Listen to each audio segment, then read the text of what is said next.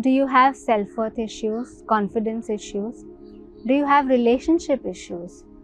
Do you know 90% of relationship issues between partners are actually rooted into your relationship with your parent, coming from your childhood. So we need to look into the childhood. Every child is actually born with beautiful qualities like wonderment, joy, creativity, love, trust. But along the way, many times we lose certain of these qualities. How does this happen? Why does this happen? We are all born into families and in societies where we are compared. Your self-worth is equated to how you look or how you perform in a particular subject, how you do well at certain things. And we start seeing ourselves through the eyes of the parent or the elders who are seeing us. Also, they start comparing you because they have been compared. So they start associating your self-worth to how you look or how you may perform them in school.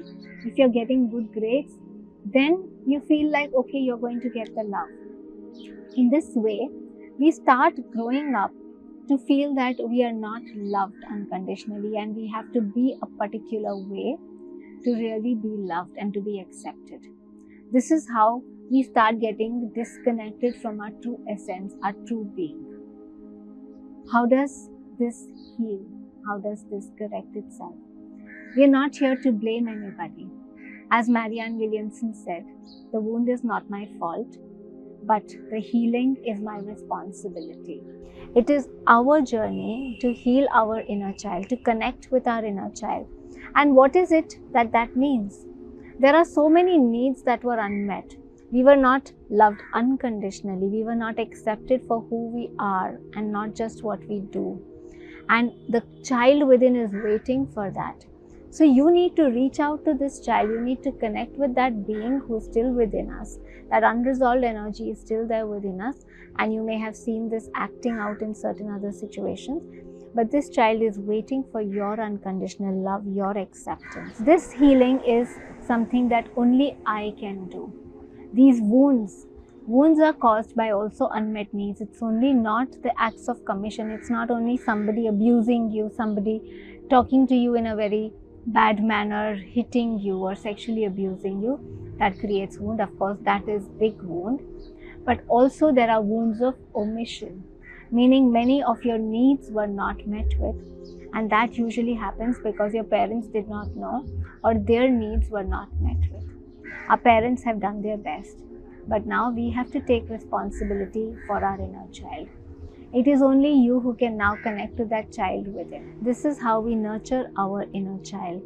And nurturing our inner child, this healing our inner child is a very, very important step for really us to also embody and really connect to our own purpose in life. We'll be able to really live our full potential only when we bring those beautiful qualities of wonderment, creativity, joy back to us. Remember, as Jesus said, you will not get entry into the kingdom of heaven unless you become like children. It is only you who can now connect to that child within. We notice sometimes we behave like, this childlike reactivity comes out, and this is the inner child. But those needs unmet, we need to really now connect to that child, love that child and accept that child unconditionally and meet all those needs that could not be met. So he's actually talking about really embracing your own inner child. We do the 2-day workshop where we help us connect to this inner child, start nurturing this inner child. We pay attention to all the stages and what the needs were of those stages. And through processes and meditations, in the 6-day workshop done by Dr. Newton, Dr. Lakshmi, this goes much deeper.